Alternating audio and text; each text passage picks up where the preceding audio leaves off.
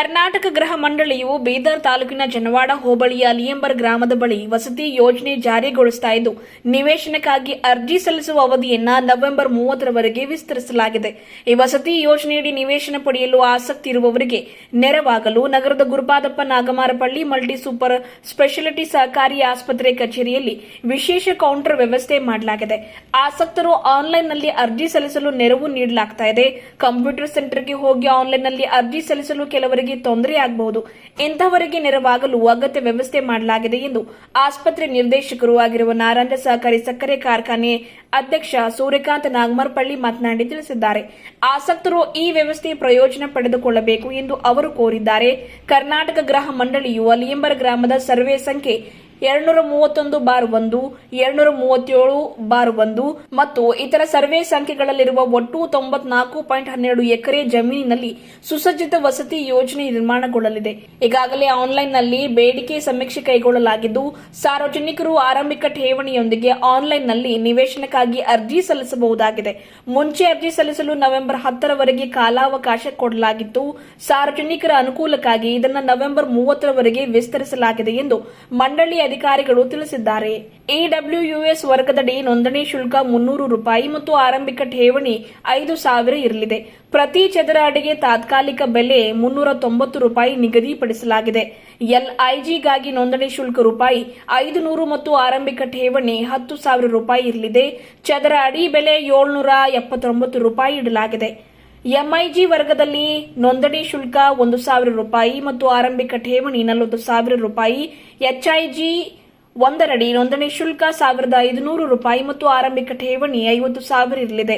ಎಚ್ಐಜಿ 2ರಡಿಯಲ್ಲಿ ನೋಂದಣಿ ಶುಲ್ಕ ₹1,500 ಮತ್ತು ಆರಂಭಿಕ ಠೇವಣಿ ₹65,000 ಇರಲಿದೆ. ಅರ್ಜಿಗಳನ್ನು ಆನ್ಲೈನ್ನಲ್ಲಿ ಸಲ್ಲಿಸಬಹುದು. ಎನ್ಎಸ್ಎಸ್ಕೆ ಉಪಾಧ್ಯಕ್ಷರಾದ ಬಾಲಾಜಿ ಚೌಹಾಣ್ ಹಾಗೂ ಸಂಗಮೇಶ್ ಪಾಟೀಲ್, ಶಂಕರ್ ಪಾಟೀಲ್ ಅತಿವಾಳ್, ಚಂದ್ರಕಾಂತ್ ವಸಂತ ಕಾಲೇಜು, ಕಲ್ಯಾಣರಾವ್ ಬಾಲ್ಕೆ, ಶಿವಕುಮಾರ್ ಬಾಲ್ಕೆ, ಆಸ್ಪತ್ರೆಯ ಸಿಇಒ ಕೃಷ್ಣರೆಡ್ಡಿ ಸೇರಿದಂತೆ ಇನ್ನಿತರರು ಇದ್ದರು. ಕರ್ನಾಟಕ ಹೌಸಿಂಗ್ ಬೋರ್ಡ್, ಕರ್ನಾಟಕ ಗೃಹ ಮಂಡಳಿ ಅಂತ ಕರ್ನಾಟಕ ರಾಜ್ಯದ ಎಲ್ಲ ಕಡೆ ಹೌಸಿಂಗ್ ಬೋರ್ಡ್ ಮನೆಗಳಂತ ನೀವೆಲ್ಲ ನೋಡಿರ್ತೀರಿ, ಕೇಳಿರ್ತೀರಿ. ಅದೇ ಇಲಾಖೆಯವರು ಇದೇ ಭಾಗದಲ್ಲಿ ಬೀದರ್ ಜಿಲ್ಲೆ, ಬೀದರ್ ತಾಲೂಕಾ ಜನವಾಡ ಹೋಬಳಿ ಅಳೆಂಬೂರು ಗ್ರಾಮದಲ್ಲಿ ಸುಮಾರು 94 ಎಕರೆ 12 ಗುಂಟೆ ಜಮೀನಿನಲ್ಲಿ ಇವರು ಜಮೀನು ಖರೀದಿ ಮಾಡಿ ಲೇಔಟ್ ಪಡೆದಿದ್ದಾರೆ. ಲೇಔಟ್ ಅನ್ನೋದು ಮಾಡಿ ವಿತೌಟ್ ಗೌರ್ಮೆಂಟ್ ಪರ್ಮಿಷನ್ಸ್, ಯಾಕಂದ್ರೆ ಅವರೇ ಸರ್ಕಾರ ಅಲ್ಲ, ಗೌರ್ಮೆಂಟ್ ಅಲಾಟ್ ಮಾಡ್ತಾರೆ, ಆಲ್ ಗೌರ್ಮೆಂಟ್ ಪರ್ಮಿಷನ್ಸ್ ಮಾಡಿ ಅಮ್ಯುನಿಟೀಸ್ ಕೊಡ್ತೀನಿ ಅಂತ ಹೇಳಿದ್ದಾರೆ. ಅಮ್ಯುನಿಟೀಸ್ ಏನೇನು ಕೊಡ್ತಾರೆ ಅಂದ್ರೆ ರೋಡ್ ಕೊಡ್ತೀವಿ, ಚರಂಡಿ ಕೊಡ್ತೀವಿ, CSIs ಮಾಡ್ತೀವಿ, 14% ಏನು ಗೌರ್ಮೆಂಟ್ ಆಫ್ ಇಂಡಿಯಾ ರೂಲ್ಸ್ ಇದೆ, 14% ಪಾರ್ಕ್ ಏರಿಯಾ ಬಿಡ್ತೀವಿ, ಆಮೇಲೆ UGD ಪ್ರೋಗ್ರಾಮ್ ಮಾಡ್ತೀವಿ, ಲೈಟಿಂಗ್ ಎಲ್ಲ ಮಾಡ್ತೀವಿ, ಇದೆಲ್ಲ ಮಾಡಿಕೊಡ್ತೀನಿ ಅಂತ ಹೇಳ್ತಾರೆ. ಈಗ ಮಾತನಾಡ್ಬೇಕಾದ್ರೆ ಕೂಡ ನಾವು ಅವ್ರಿಗೆ ಮಾತನಾಡಿದ್ದೆ. ಈ ವಿಷಯದಲ್ಲಿ ಬೋರ್ಡ್ ಮೀಟಿಂಗ್ ಅಲ್ಲಿ ಅವ್ರು ಬಂದಿದ್ರು. ಈ ತರ ನಿಮ್ಮಲ್ಲಿ ಶೇರ್ ಹೋಲ್ಡರ್ಸ್ ಇದ್ದಾರೆ, ನಿಮ್ಮ ಎಂಪ್ಲಾಯೀಸ್ ಇದ್ದಾರೆ, ತಗೊಂತಾರಂದ್ರೆ ನಾವು ಡೇಟ್ ಎಕ್ಸ್ಟೆಂಡ್ ಮಾಡ್ತೀವಿ ಅಂದ್ರೆ ಆಯ್ತು. ಬೋರ್ಡ್ ಅಲ್ಲಿ ಕೇಳಿದ್ವಿ ಎಲ್ಲಾರು, ಆಯ್ತು ನಮ್ಮ ಎಂಪ್ಲಾಯೀಸ್ ಒಂದು ಪ್ರಿಫರೆನ್ಸ್ ಕೊಡೋಣ, ನಮ್ಮ ಷೇರ್ದಾರರಿಗೆ ಪ್ರಿಫರೆನ್ಸ್ ಈ ತರ ಗವರ್ಮೆಂಟ್ ಇಂದ ಆಗ್ತದೆ ಅಂದ್ರೆ ವಿತೌಟ್ ಲಾಟ್ರಿ ಆಗ್ತದೆ ಅಂದ್ರೆ ಯಾರು ಇಂಟ್ರೆಸ್ಟೆಡ್ ಇದ್ರೆ, ನಮ್ಮ ಎಂಪ್ಲಾಯೀಸ್ ಯಾರು ಆಸಕ್ತಿ ಇದ್ರೆ, ಇಂಟ್ರೆಸ್ಟೆಡ್ ಇದ್ರೆ ಹೇಳ್ತೀವಿ ತಮ್ಗಂದ್ರೆ ಒಂದು ಲೆಟರ್ ಕೊಟ್ಟಿವಿ. ಅದಕ್ಕಾಗಿ ಮತ್ತೆ ಅವ್ರು ಲೆಟರ್ ಕೊಟ್ಟ ಮೇಲೆ ಅವ್ರು ಎಕ್ಸ್ಟೆಂಡ್ ಮಾಡಿದ್ರು. ಅದಕ್ಕಾಗಿ ಈ ಸಭೆ ಕರ್ನಾಟಕ ಹೌಸಿಂಗ್ ಬೋರ್ಡ್ ಅವರ ವತಿಯಿಂದ ಇಟ್ಕೊಂಡಿರ್ತಕ್ಕಂಥ ಈ ಸಭೆ ಏನಿದೆ ಇವತ್ತು ಗುರುಪಾದಪ್ಪ ನಾಗಮಾರಪಳ್ಳಿ ಆಸ್ಪತ್ರೆಯಲ್ಲಿ ನಮ್ಮ ಚೀಫ್ ಎಕ್ಸಿಕ್ಯೂಟಿವ್ ಆಫೀಸರ್ ಆಗಿರತಕ್ಕಂಥ ಸನ್ಮಾನ್ಯ ಶ್ರೀ ರೆಡ್ಡಿ ಮಾವ ಕೃಷ್ಣಾರೆಡ್ಡಿಜಿಯವರೇ ಹಾಗೂ ನಮ್ಮ ನಾರಾಯಣ ಸಕ್ಕರೆ ಸಹಕಾರ ಕಾರ್ಖಾನೆ ಉಪಾಧ್ಯಕ್ಷರಾಗಿರ್ತಕ್ಕಂಥ ಬಾಲಾಜಿ ಚೌಹಾಣ್ ಜಿಯವರೇ ಹಾಗೂ ನಮ್ಮ ಹಿರಿಯರಾಗಿರ್ತಕ್ಕಂಥ ಆತ್ಮೀಯರಾಗಿರ್ತಕ್ಕಂಥ ವಸಂತ ನರ್ಸಿಂಗ್ ಇನ್ಸ್ಟಿಟ್ಯೂಟ್ ಬೀದರ್, ಗುಲ್ಬರ್ಗ, ಬೆಂಗಳೂರಿನ ಎಲ್ಲ ಕಡೆ ನರ್ಸಿಂಗ್ ಕಾಲೇಜ್ಗಳಿದೆ. ಅವರು ಚಂದ್ರಕಾಂತ್ ಗದ್ಗೆ ಮಾವ ಅವ್ರಿಗೂ ಕೂಡ ಸ್ವಾಗತ. ಹಾಗೂ ಈ ಕರ್ನಾಟಕ ಹೌಸಿಂಗ್ ಬೋರ್ಡ್ ಇಂದ ಬಸವರಾಜ್ ಅಂತ ಬಂದಿದ್ದಾರೆ. ತಮ್ಮ ಇಷ್ಟೊತ್ತವರೆಗೂ ತಮ್ಗೆಲ್ಲ ವಿವರಿಸಿ ಮಾತಾಡ್ತಾ ಇದ್ರು, ಹೇಗೆ ಅಪ್ಲೈ ಮಾಡಬೇಕು, ಏನ್ ಮಾಡ್ಬೇಕು ಅನ್ನೋದು. ಅವರು ಕೂಡ ಬಂದರು, ಅವ್ರಿಗೂ ಕೂಡ ಸ್ವಾಗತ ಗುರುಪಾದಪ್ಪ ನಾಗಮಾರಪಳ್ಳಿ ಆಸ್ಪತ್ರೆ ಕಡೆಯಿಂದ. ಹಾಗೂ ಕೃಷಿ ಪಂಡಿತರು, ರೈತ ಸಂಘದಲ್ಲಿ ಸುಮಾರು 40 ವರ್ಷದಿಂದ ಹೋರಾಟ, ಸುಮಾರು ನಮ್ಮಲ್ಲಿ ನಾರಾಯಣ ಸಕ್ಕರೆ ಸಹಕಾರ ಕಾರ್ಖಾನೆ ಮಾಜಿ ನಿರ್ದೇಶಕರು, ಅವರು ಕೂಡ ಶಂಕರ್ ಪಾಟೀಲ್ ಅಪ್ಪಿವಾರ್ಜಿ ಕೂಡ ಇದ್ದಾರೆ, ಅವ್ರಿಗೂ ಕೂಡ ಸ್ವಾಗತ ಗುರುಪಾದಪ್ಪ ನಾಗಮಾರ್ಪಳ್ಳಿ ಹಾಸ್ಪಿಟಲಿಂದ ನಮ್ಮ ಎಂಪ್ಲಾಯೀಸ್ ವತಿಯಿಂದ. ಈ ಬರೀ ಎಂಪ್ಲಾಯೀಸ್ಗೆ ಅಲ್ಲ, ಬಾಕಿ ಷೇರುದಾರರಿಗೂ ಈ ಮೆಸೇಜ್ ಮುಟ್ಲಿ ಅಂತಕ್ಕಂಥ ಮಾತು ನಾನು ಮಾಧ್ಯಮ ಮೂಲಕ ಆಗಲಿ ಸೋಷಿಯಲ್ ಮೀಡಿಯಾ ಮೂಲಕ ಆಗಲಿ ಮುಟ್ಲಿ ಅಂತ. ಇಲ್ಲಿ ಕರ್ನಾಟಕ ಸರ್ಕಾರದಿಂದ ಕರ್ನಾಟಕ ಗೃಹ ಮಂಡಳಿ, ಕರ್ನಾಟಕ ಹೌಸಿಂಗ್ ಬೋರ್ಡ್ ಅವರು ಒಂದು ಲೇಔಟ್ ಅನ್ನೋದು ಮಾಡಿ 94 acres 12 ಗುಂಟಾಸಲ್ಲಿ ಜನವಾಡ ಹೋಬಳಿ ಅಳೆಂಬೂರು ಗ್ರಾಮದಲ್ಲಿ ಜಮೀನನ್ನು ತಗೊಂಡು ಅದಕ್ಕೆ ಸಂಬಂಧಪಟ್ಟಕ್ಕಂಥ government permissions, UGD, lighting, tolls, road ಎಲ್ಲ ನಿರ್ಮಾಣ ಮಾಡಿ ಮಾಡ್ತೀನಿ ಅಂತ ಹೇಳಿದ್ದಾರೆ. ಆದರೆ ಇದೊಂದು ಡಿಮಾಂಡ್ ಸರ್ವೆ ತರ ಮಾಡಿದ್ದಾರೆ. ಡಿಮಾಂಡ್ ಸರ್ವೆ ಅಂದ್ರೆ ಇದೊಂದು ಸಮಾಜಕ್ಕೆ ಒಂದು ಮಾಹಿತಿ ಕೊಡ್ತಕ್ಕಂಥದ್ದು. ಗ್ರಾಹಕರು ಯಾರಿಗಾರು ಬೇಕಾದ್ರೆ, ಮನೆಗಳು ಬೇಕಾದ್ರೆ, ಇಲ್ಲ ಸೈಟ್ ಬೇಕಾದ್ರೆ ಇದೊಂದು ಸರ್ವೆ ಟೈಪು. ಇದರಲ್ಲಿ ಅಪ್ಲಿಕೇಶನ್ ಎಷ್ಟು ಜನ ಬರ್ತಾರೆ, ಹೇಗೆ ಬರ್ತಾರೆ ಅನ್ನೋದನ್ನು ನೋಡ್ತಾರೆ ಅವರು. ಅಪ್ಲಿಕೇಶನ್ ಹೇಗೆ ಬರ್ತಾರೆ, ಹೇಗೆ ಮಾಡ್ತಾರಂತ. ಹಾಗೂ ನಮ್ಮ ಆತ್ಮೀಯ ಸ್ನೇಹಿತರಾಗಿರತಕ್ಕಂಥ ಕಲ್ಯಾಣ್ ಅವರು ಇದ್ದಾರೆ, ಹಾಗೂ ಇಲ್ಲಿ ಬಂದಿರತಕ್ಕಂಥ ಎಲ್ಲ ನಮ್ಮ ಗುರುಪಾದಪ್ಪ ನಾಗಮಾರ್ಪಳ್ಳಿ ಆಸ್ಪತ್ರೆ ಎಲ್ಲ ಹಿರಿಯರು, ಎಲ್ಲ ಸ್ಟಾಫ್ ಅವರು, ಹಾಗೂ ಆಚೆಯಿಂದ ಬಂದಿರತಕ್ಕಂಥ ನಮ್ಮ ಪುಲ್ಸೆ ಅಂಡ್ ಕಂಪನಿ ಅವರು ಕೂಡ ಬಂದಿದ್ದಾರೆ, ಅವರು ಕೂಡ ಧನ್ಯವಾದಗಳು. ಇಲ್ಲಿ ಆನ್ಲೈನ್ ಮೂಲಕ ನಾವು ಅವ್ರು ಹೇಳಿದ್ರು, ನಾವು ಅಂದ್ವಿ ಕೌಂಟರ್ ತಾವು ಹಾಕಿ ಇಲ್ಲಿ ನಮ್ಮ ಗುರುಪಾದಪ್ಪ ನಾಗಮಾರ್ಪಳ್ಳಿ ಆಸ್ಪತ್ರೆ ಷೇರ್ದಾರರಾಗಲಿ, ಎಂಪ್ಲಾಯೀಸ್ ಆಗಲಿ, ನೀವು ಇಲ್ಲೊಂದು ಕೌಂಟರ್ ಹಾಕಿ. ಕೌಂಟರ್ ಹಾಕಿದವರೇನಂದ್ರು, ನಮಗೆ ಕೌಂಟರ್ ಹಾಕಿದ್ರೆ ನಿಮಗೆ ನಾವು ಲಾಟ್ರಿ ಸಿಸ್ಟಮ್ ಅಲ್ಲ ಡೈರೆಕ್ಟ್ ಅಲಾಟ್ ಮಾಡಿಸ್ತೀವಿ, ಇಲ್ಲಾಂದ್ರೆ ರೂಸ್ಟರ್ ಸಿಸ್ಟಮ್ ಅಲ್ಲಿ SC ST ಇಷ್ಟು, ಇದಕ್ಕಿಷ್ಟು, ಆಮೇಲೆ ಎಕ್ಸ್ ಸರ್ವಿಸ್ ಮ್ಯಾನ್ಗೆ ಇಷ್ಟು, ಗೌರ್ಮೆಂಟ್ ಎಂಪ್ಲಾಯೀಸ್ಗೆ ಇಷ್ಟು ಅಂತ ಮಾಡ್ತೀವಿ, ಅದು ಕೋಟಾ ಸಿಸ್ಟಮ್ ಅಲ್ಲಿ ಮಾಡ್ತೀವಿ ಅಂತ ಹೇಳಿದ್ರು. ಆಯ್ತು, ನಮ್ಮ ಸ್ಟಾಫ್ಗೆ ಇವ್ರಿಗೆ ಅನುಕೂಲ ಆಗ್ತದೆ ಅಂದ್ರೆ ನಾ ಕೇಳಿದೆ ಅವ್ರಿಗೆ ಯಾವ್ಯಾವ ಥರದ್ದು ಇದೆ ಅಂದ್ರೆ, EWS ಇದೆ ಅಂದ್ರೆ ಎಕಾನಾಮಿಕಲಿ ವೀಕರ್ ಸೆಕ್ಷನ್ನು, MIG ಅಂದ್ರೆ ಮಿಡಲ್ ಇನ್ಕಮ್ ಗ್ರೂಪು, HIG ಅಂದ್ರೆ ಹೈ ಇನ್ಕಮ್ ಗ್ರೂಪು, HIG2 ಅಂದ್ರೆ ಹೈಯಲ್ಲಿ ಲೆವೆಲ್ 2 ಇನ್ಕಮ್ ಗ್ರೂಪ್ ಅಂತಕ್ಕಂಥದ್ದು 4 ಭಾಗಗಳನ್ನು ಮಾಡಿಕೊಂಡು 5 ಭಾಗಗಳನ್ನು ಮಾಡಿಕೊಂಡು ಇವರು ಮಾಡಿದ್ದಾರೆ. ಈಗ 80,000ಕ್ಕೂ ಕಡಿಮೆ ಇರತಕ್ಕಂಥ ಆದಾಯ, ವರ್ಷಕ್ಕೆ 80,000ಕ್ಕೂ ಕಡಿಮೆ ಇರತಕ್ಕಂಥ ಆದಾಯದವ್ರಿಗೆ 2,30,000ಕ್ಕೂ ಒಂದು ಸೈಟ್ ಸಿಗ್ತದೆ. ಆದ್ರೆ ಈಗ ನಾವು ಮಾತನಾಡ್ಬೇಕಾದ್ರೆ ತಾವುಗಳು ಕೂಡ ಪ್ರಶ್ನೆ ಕೇಳಿದ್ರಿ, ಇಲ್ಲಿ ಬರೀ ಸೈಟೇ ಕೊಡ್ತೀರಾ ಇಲ್ಲ ಮನೇನೂ ಕಟ್ಸ್ಕೊಡ್ತೀರಾ ಅಂತ. ಈ ಡಿಮಾಂಡ್ ಸರ್ವೆನಲ್ಲಿ ಏನಾಗುತ್ತೆ, ಹೇಗೆ ಅಪ್ಲಿಕೆಂಟ್ ಹಾಕ್ತಾರೆ, ಈಗ ಹೇಗೆ ಅವ್ರು ನಿಮ್ಮ ಮುಂದೆನೆ ಬಂದಿವಿ, ನಿಮ್ಮ ಹತ್ರ ಚರ್ಚೆ ಮಾಡಿದ್ರು, ನಾವು ಅಪ್ಲಿಕೇಶನ್ ಹಾಕೊಂಡು ಮತ್ತೆ ಇನ್ನೊಂದ್ಸರಿ ಅವ್ರ ಜೊತೆಗೆ ಸಭೆಯಲ್ಲಿ ಕೂತ್ಕೊಂಡು ಅವ್ರ ಪತ್ರದ ಮೂಲಕ ಇದ್ರ ಮೂಲಕ ನಾವು ಕೇಳಿದ್ರೆ ಅದನ್ನ ಚೇಂಜ್ ಮಾಡಿ ಕಟ್ಸ್ಕೊಡ್ತಕ್ಕಂಥದ್ದು ಕೆಲಸನೂ ಆಗ್ತದೆ ಅಂತ ನನ್ನ. ಆಮೇಲೆ ಈ ರೇಟ್ ಏನಿದೆ ತಾವು ಬೋರ್ಡಲ್ಲೂ ಕೂಡ ನೋಡ್ಬೋದು, ಪರ್ ಸ್ಕ್ವೇರ್ ಮೀಟರ್ 390 ಪ್ಲಸ್ ಇನ್ನೊಂದು ಸ್ಕ್ವೇರ್ ಮೀಟರ್ 779 ಅಂತ ಬರೆದಿದ್ದಾರೆ. ಅದರಲ್ಲೂ ಬರೆದಿದ್ದಾರೆ, ಕೆಳಗಡೆನೆ ಅವರು ರೇಟು ಬರೆದಿದ್ದಾರೆ.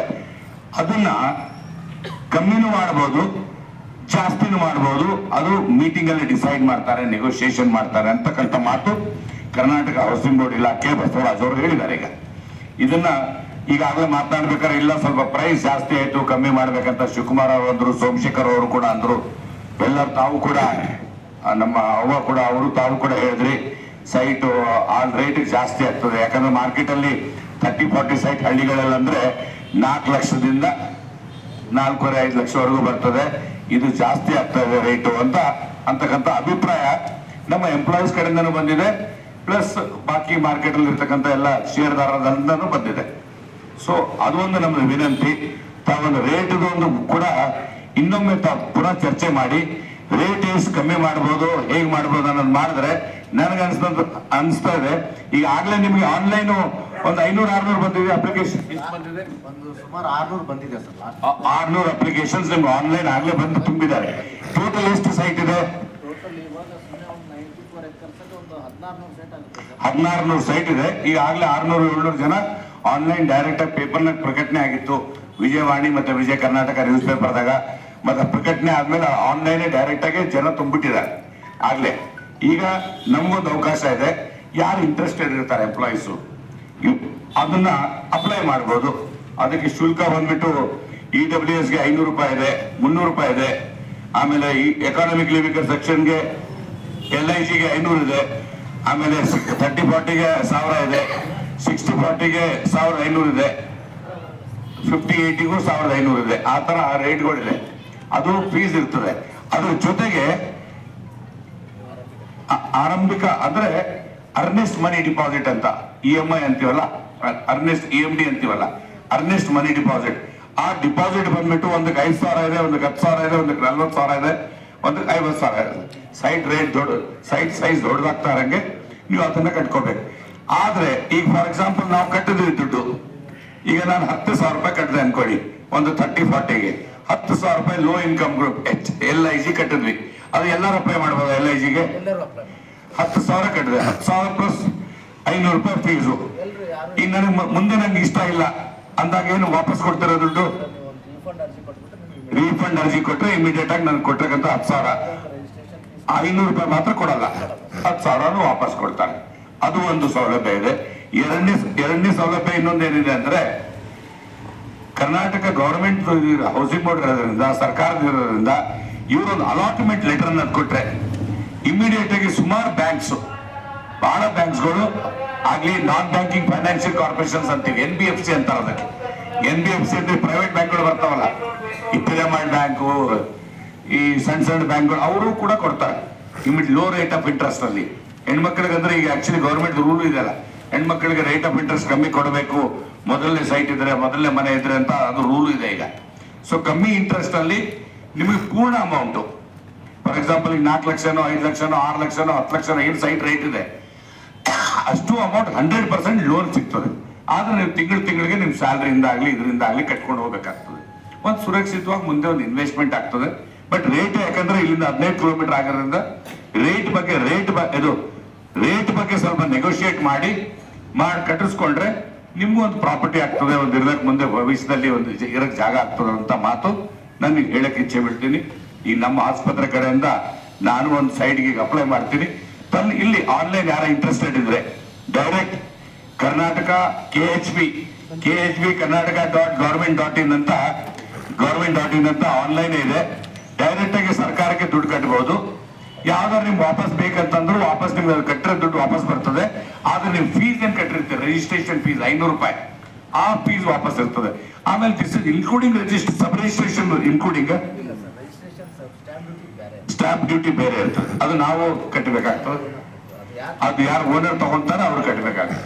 ಇದಾದ್ಮೇಲೆ ಮತ್ತೆ ಖರೀದಿ ಆದ್ಮೇಲೆ ಈಗ ಫಾರ್ ಎಕ್ಸಾಂಪಲ್ ಇವರು NOC ಕೊಡ್ತಾರೆ ಅನ್ಕೊಳ್ಳಿ, NOC ಅಲಾಟ್ಮೆಂಟ್ ಲೆಟರ್, ಆ ಅಲಾಟ್ಮೆಂಟ್ ಲೆಟರ್ ಆದ್ರೆ ನಮ್ಮ ಬ್ಯಾಂಕ್ಗಳಿಂದ ಲೋನ್ ಸಿಗುತ್ತೆ, 100% ಲೋನ್ಗಳು ಸಿಗುತ್ತೆ. ಯಾರು ಇಂಟ್ರೆಸ್ಟೆಡ್ ಇದ್ರೆ ತಾವುಗಳು ಅಪ್ಲೈ ಮಾಡ್ಬೋದು, ತುಂಬಬಹುದು. ಆಮೇಲೆ ರೇಟ್ ಬಗ್ಗೆನೂ ತಾವುಗಳು ಬರೀಬಹುದು. ಅಧಿಕಾರಿಗಳು ಇಲ್ಲ ಇದ್ದಾರೆ, ಇನ್ನ ರೇಟ್ ಹೆಚ್ಚು ಕಮ್ಮಿ ಮಾಡೋದ್ರ ಬಗ್ಗೆ ತಾವು ಹೇಳ್ಬೋದು. ಅವರ ಮೀಟಿಂಗ್ ಅಲ್ಲಿ ಹೆಚ್ಚು ಕಮ್ಮಿ ಜಾಸ್ತಿ ಮಾಡ್ತಾರೋ ಕಮ್ಮಿ ಮಾಡ್ತಾರೋ ಅದು ಸರ್ಕಾರಕ್ಕೆ ಬಿಟ್ಟಿರೋದು. ಅದು ತಾವು ಕೇಳೋರು ಕೇಳ್ಬೋದು. ಮತ್ತೆ ಬೇರೆ ಏನಾದ್ರು ಇದೆಯಾ?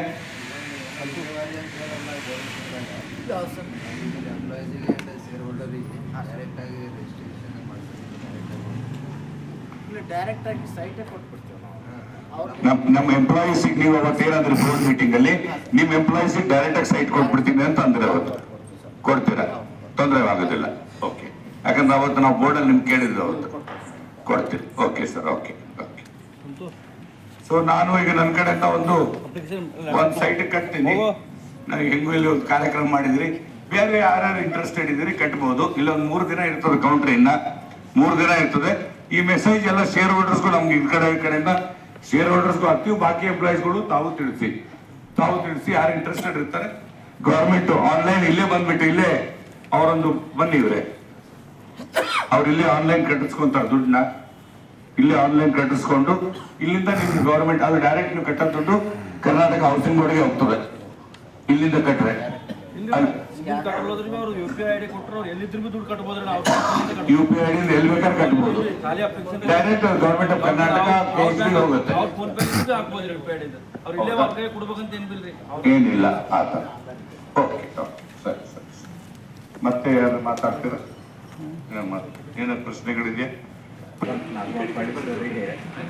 ನಾವು ಹೃದಯಪೂರ್ವಕ ಧನ್ಯವಾದವನ್ನು ನಾವು ಸಲ್ಲಿಸ್ತೀನಿ.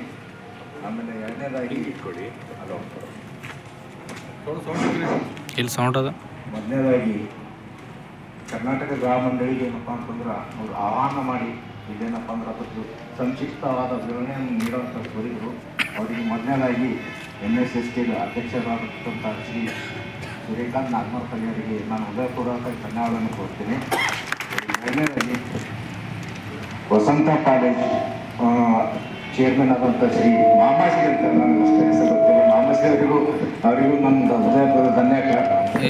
ಹಾಗೂ ಉಪಾಧ್ಯಕ್ಷರಾದಂಥ ಶ್ರೀ ಅವರಿಗೂ ಕೂಡ ನನ್ನ ವೇದಿಕೆ ಮೇಲೆ ಎಲ್ಲರಿಗೂ ಕರ್ನಾಟಕ ಗ್ರಾಮೀಣ ಮಂಡಳಿ ವತಿಯಿಂದ ಹೃದಯಪೂರ್ವಕವಾಗಿ ಧನ್ಯವಾದವನ್ನು ಕೋರುತ್ತೇನೆ.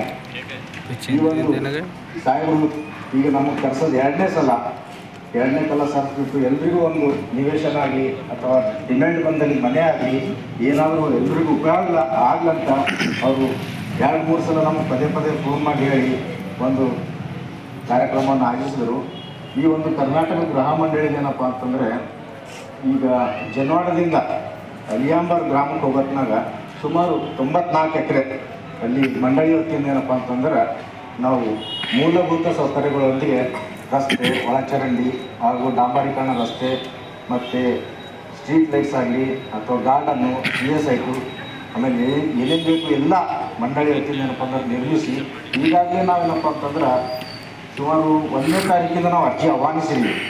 ಅದು ಏನಪ್ಪ ಅಂತಂದ್ರೆ ಲಾಸ್ಟ್ ಡೇಟು 10ನೇ ತಾರೀಕು ಆಗಿತ್ತು. ಇತ್ತು ಸಾಹೇಬರು ಬಂದುಬಿಟ್ಟು ಮತ್ತೆ ಹೇಳಿದ್ರು ಇನ್ನೂ ಎಕ್ಸ್ಟೆಂಡ್ ಮಾಡಿರಿ. ಆಮೇಲೆ ಸಾಹೇಬರಿಂದ ಏನಪ್ಪ ಅಂದ್ರೆ ರಿಕ್ವೆಸ್ಟ್ ಲೆಟರ್ ಅವರು ನಾವು ತೊಗೊಂಡ್ಬಿಟ್ಟು ಮಂಡಳಿ ನಮ್ಮ ಗ್ರಾಹಕರಿಗೆ ನಾವು ರೆಕಮೆಂಡ್ ಮಾಡಿದ್ವಿ. ಮಾಡಿದ ಮೇಲೆ ಏನು ಮಾಡಿದ್ರು ಮತ್ತೆ ಇದೇ ತಿಂಗಳು ನವಂಬರ್ ಮತ್ತೆ 30ನೇ ತಾರೀಕುವರೆಗೂ ಎಕ್ಸ್ಟೆನ್ಷನ್ ಕೊಟ್ಟಿದ್ದಾರೆ. ಸೊ ಇದೊಂದು ಒಳ್ಳೆಯ ಅವಕಾಶ ಇದೆ. ಆಮೇಲೆ ರೇಟ್ ಕೂಡ ಫಿಕ್ಸ್ ಮಾಡಿದ್ದಾರೆ. ಇದು ತಾತ್ಕಾಲಿಕ ಬೆಲೆ ಅಂತೆ. ಇನ್ನೂ ಏನಪ್ಪ ಅಂತಂದ್ರೆ ಮಂಡಳಿಯಲ್ಲಿ ಅವ್ರನ್ನ ಡಿಸ್ಕಷನ್ ಮಾಡಿಬಿಟ್ಟು ಅದೊಂದು ಬೋರ್ಡ್ ಮೀಟಿಂಗ್ ಮಾಡಿಬಿಟ್ಟು ಇನ್ನು ಕಡಿಮೆನೂ ಆಗ್ಬೋದು, ಹೆಚ್ಚಿನೂ ಆಗ್ಬೋದು. ಇದ್ರ ಬಗ್ಗೆ ನಾವು ಸಂಕ್ಷಿಪ್ತ ಕೊಡಲ್ಲ. ಸಾಹೇಬರು ಇದ್ದಾರೆ, ಅವರು ಜೊತೆ ಮಾತಾಡ್ತಾರೆ, ಅಧಿಕಾರಿಗಳ ಜೊತೆ ಮಾತಾಡ್ತಾರೆ. ಇದ್ರ ಬಗ್ಗೆ ಏನಾದರೂ ತಮ್ಗೆ ಇನ್ನೂ ಏನು ಹೆಚ್ಚಿನ ಮಾಹಿತಿ ಬೇಕು ಅದು ತಾವು ಕೇಳಿದ್ರೆ ನಾನು ಅದಕ್ಕೆ ಉತ್ತರ ಕೊಡ್ತೀನಿ. ಏನು ಕ್ವಶನ್ಸ್ ಕೇಳಿ ಯಾವ ಥರ ಆಗಬೇಕು, ಯಾವ ಥರ ಅರ್ಜಿನ ತಾವು ಅಪ್ಲೈ ಮಾಡಬೇಕು, ಅದಕ್ಕೆ ಎಷ್ಟು ಅಮೌಂಟ್ ಕಟ್ಟಬೇಕು, EWS ಅಂದ್ರೆ ಏನು, LIG ಅಂದ್ರೆ ಏನು, HIG ಅಂದ್ರೆ ಏನು, HIG 2 ಅಂದ್ರೆ ಏನು, ಆಮೇಲೆ ಎಷ್ಟು ನಿವೇಶನಗಳು ತಮ್ಮ ಹಂಚಿಕೆ ಆಗಬೇಕು, ಇದೆಲ್ಲ ನಾವು ಏನಾದರೂ ತಾವು ಕೇಳಿದ್ರೆ ನಾನು ಅದಕ್ಕೆ ಆನ್ಸರ್ ಮಾಡ್ತೀನಿ.